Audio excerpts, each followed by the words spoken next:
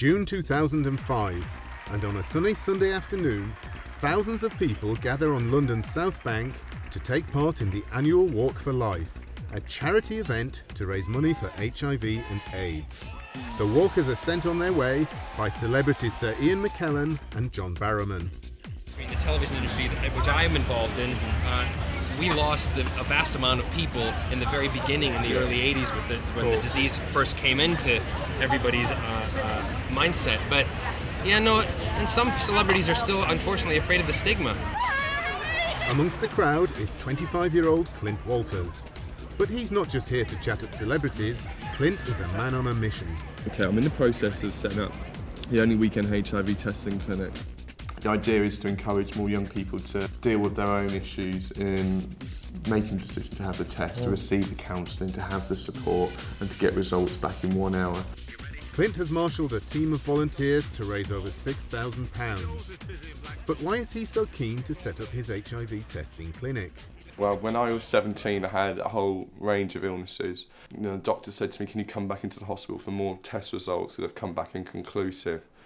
I immediately phoned my mum. My mum took me into the hospital, and it was then that they sat me down as I pulled up my sleeve and expecting to take more blood and said, you're HIV positive. My mum was right next to me and she just walked out of the room crying. Aged only 17, Clint had contracted HIV, the virus that causes AIDS. It works by destroying the body's immune system, and there is currently no cure. Unluckily for Clint, he progressed from HIV infection to full-blown AIDS in just a few months. I think at that point I just felt really lost. You know, I was 17, I believed the doctors because they knew a lot more about HIV than I ever would. So when you're at that age, you kind of, your whole world's taken away from you. Clint is just one of an estimated 50,000 people living with HIV in the UK. However, it's very easy for people with the virus to feel totally isolated. I knew nobody with the virus. The only place for me to go to was to go to the States, because in my thinking it was more advanced, it was more ahead of its approach to treatments and testing. And that was really what opened up my eyes and changed my life and made me able to talk about it on TV today. Clint's American experience inspired him to try to set up a testing service for young people in the UK. But he's very aware that information about the disease must be accessible to those young people. He arranges a meeting with HIV specialist Dr. Michael Brady.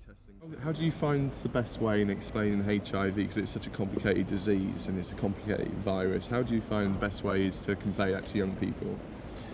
I think it's important to keep it as simple as possible and use simple analogies. So if I draw you a picture, so what HIV does is latches onto the outside of these CD4 cells, fuses with the outside of the CD4 cell, and then basically kind of deposits its genetic material inside our CD4 cells. So that's the first stage of infection.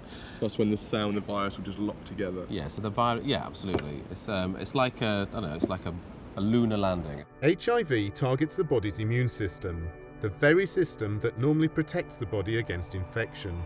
The HIV virus infects a specific type of white blood cell called a CD4 cell.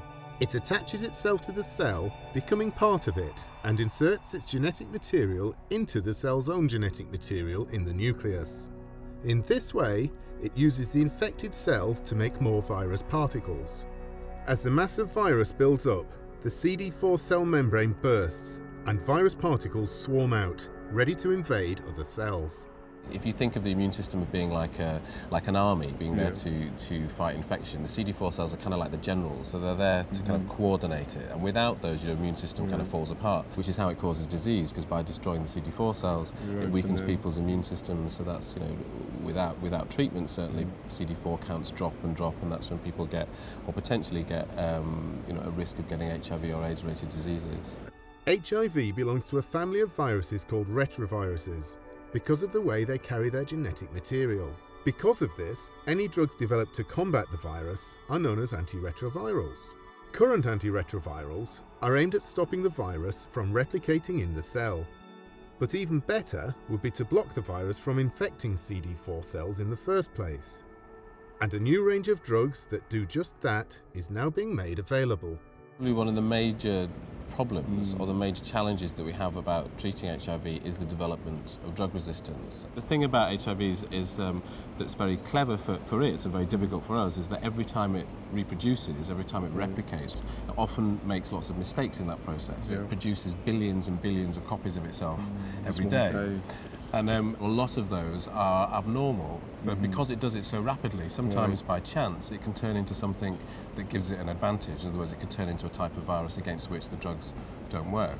How do you actually keep the levels of medication within the body to fight the virus in the first place? It's a really complex issue starting on HIV drugs. And because basically what we're saying to somebody when you start them on therapy is that you need to take these drugs probably at least twice a day, every day, for the rest of your life. And if you think about what happens when you take a drug, you get these big peak levels as the drug gets absorbed and then it gets distributed around the body. And then as time goes by, those levels start to drop off, and that's as the body breaks it down and metabolizes it and excretes it out of the body. Now, if there's a certain level, imagine that's the level that you need to suppress the virus.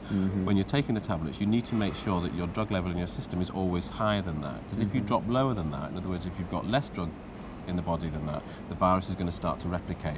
I mean, you take antiretrovirals, don't you? I mean, why do you think some people find it harder than others? I mean, initially for me, when I first started taking treatments, I had every side effect. I really had a severe reaction, skin rash all over my body, every known diarrhea, lost a lot of weight. I remember even, just the inconvenience of my body adjusting to the drugs. But you kept taking them though, despite all that. So you knew that you needed them. So was the main driver to keep taking them, the fact that you knew you needed them to stay well? I think for me, I'd experienced illness and been really sick. I had such viral load, high virus in my body that's affected my nerve endings. That kind of made me more aware. The antiretroviral drugs saved Clint's life, and he's gone from dying of AIDS to living with HIV. However, Clint is one of the lucky ones. He lives in a country with free access to treatment for the disease.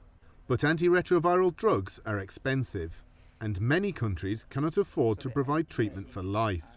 Pharmaceutical companies say they need to sell the drugs at this price to pay for future research, and are reluctant to sell them for less or to allow others to produce them more cheaply. One answer could be a short burst of antiretroviral treatment soon after infection. The biggest project we have here at the moment is called SPARTAC. And SPARTAC is a clinical trial short for short pulse antiretrovirals at conversion. So we're interested in looking at men and women who just recently acquired HIV infection, and to ask the question, if we give just a short burst of drug therapy, of combination drugs at that time, is there a long-term benefit? Is there a benefit to them years later? So HIV in my lifetime has gone from a disease which was completely untreatable to being a disease which is now treatable, like diabetes. Drug treatment will always be expensive. It is estimated that £1 of prevention is worth £9 of treatment, and the poorer areas of the world are crying out for a cheap, reliable method of prevention. Sub-Saharan Africa is worst hit, with just over 10% of the world's population containing 2/3 of all people living with HIV. One area we've been looking at is to develop materials for women to use, chemicals that can be used in the vagina to prevent HIV transmission. And these are called microbicides. The reason we need something like this is, firstly, we don't have a vaccine, and secondly, if you promote condoms for men, no matter how strongly you're promoting them, you're still only targeting half the population. So if you can get an intervention for women, you've got twice as much chance of interfering with transmission. Microbicides work by killing the virus on contact. Microbicide gel can be inserted into the vagina before sexual intercourse and should prevent a live virus from being able to infect either the woman or the man. When the results of the microbicide trial comes through in a couple of years, how accessible will it be to people, say, in Africa, or the cost implications? I mean, when we started on the microbicide program, one of the first considerations we said was any chemicals we move forward with have got to be cheap. So I'm talking, $1 US cent a dose. Brilliant. And wherever you go in Africa, you can get a Coca-Cola and you can get a beer. So it can be done. The organisations exist. The question is how you access them. The microbicide trial looks promising, but the long-term aim has to be to produce a vaccine that could protect the world and eradicate HIV. However, Producing a vaccine has proved extremely difficult, and pharmaceutical companies have often ignored this area of research in favour of producing drugs. One place where a vaccine is being investigated is the Chelsea and Westminster Hospital's St Stephen's Centre, where Clint meets Dr. Anton Pozniak. Patients who have had lots of drugs and are drug resistant, then they've got very little chance of becoming well again. So one hope is that we could give them a vaccine.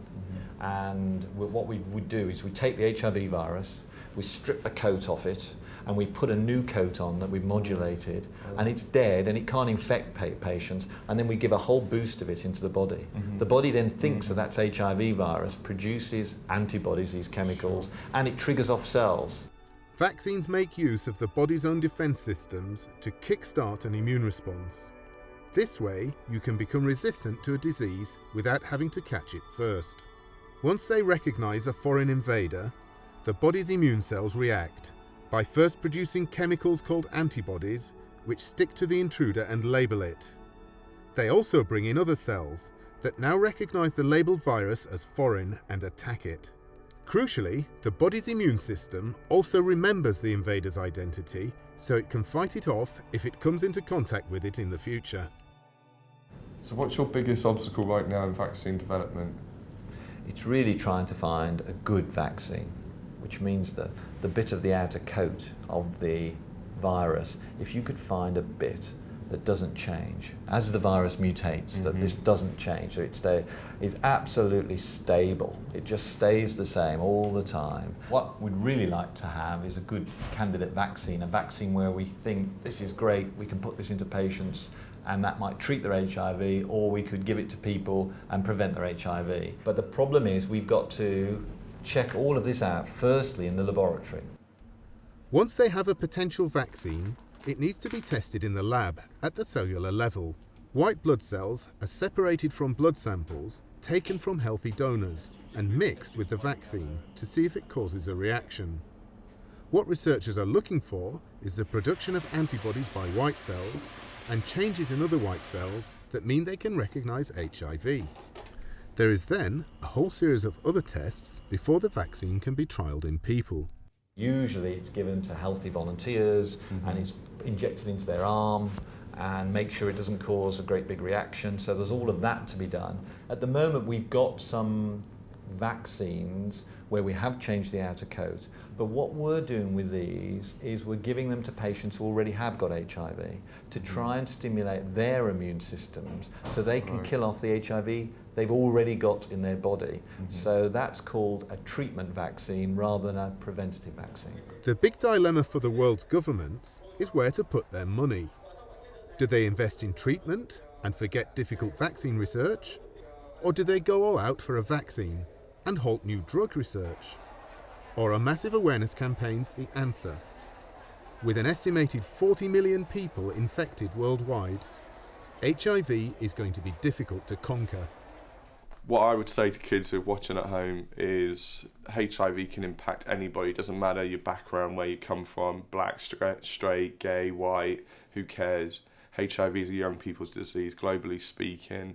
You know, over 50% are under the age of 25, so it's a young people's disease, and only young people in the future are going to be able to want to stop it.